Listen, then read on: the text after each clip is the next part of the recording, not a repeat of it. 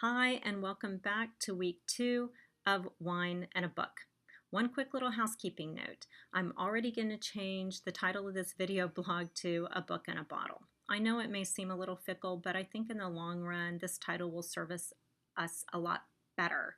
We can delve into high gravity beer, bourbon, specialty cocktails, and probably a bit of moonshine along the way. And besides, I'm just a really big sucker for alliteration. So I promise I won't change it again, but from this moment forward, a book and a bottle. I'm particularly excited about this week's pairing. I started my own career as a journalist, so I've always been a big fan of nonfiction. And as I mentioned last week, my reading choices and my drinking choices are very affected by the season and the temperature. And let me tell you, it's been really warm here in Tennessee this past week. So this is the time of year that I tend to read more short stories and collections of essays. I want basically a quick fix. I want to be able to sit down and read 10, 20, 30, 40 pages and feel completely satisfied because there's so many other things right now that are pulling me outside. So when I heard that Patchett had a new collection of essays, I was over the moon. I know people swoon over her fiction, but I really swoon over her nonfiction. Truth and Beauty was one of my favorite reads. So anyway, this new book of Anne's is called This is the Story of a Happy Marriage, and I believe it came out last month.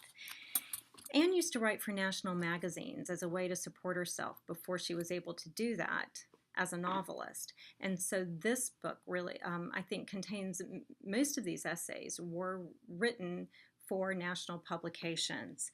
But what I love about them is that they have such a personal quality. I mean, she talks about her dog, her own failed marriage, her parents' failed marriage. She talks about the whole process of writing her first novel. But what she does is take these personal experiences and somehow make them seem as though they pertain to me and my life's journey and my own experiences. And they're just all, I think, little gems and treasures. So what do you pair with that? Okay, easy. Prosecco. And it's very hard for me to find a bottle of Prosecco that I don't like. I've tried. I have yet to find one. It was really more about choosing one that fit with our price point. Remember, it's got to be $15 or under. And even then, there's a lot of Prosecco out there to choose from. Italy. This is Italy sparkling wine, and I think this time of the year, it's just a great, fun, celebratory drink with Mother's Day weekend, even more perfect. So this is Bolla Prosecco, and as I said, at our store it comes in around $15.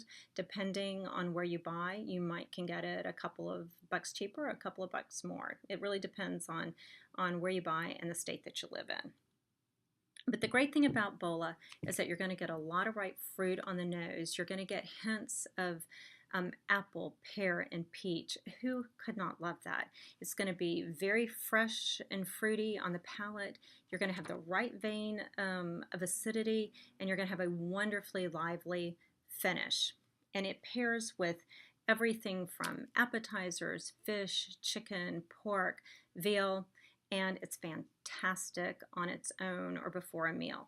For me, the perfect way to drink it is on the porch, chilled, and with a copy of This is the Story of a Happy Marriage. The perfect pairing. So get both.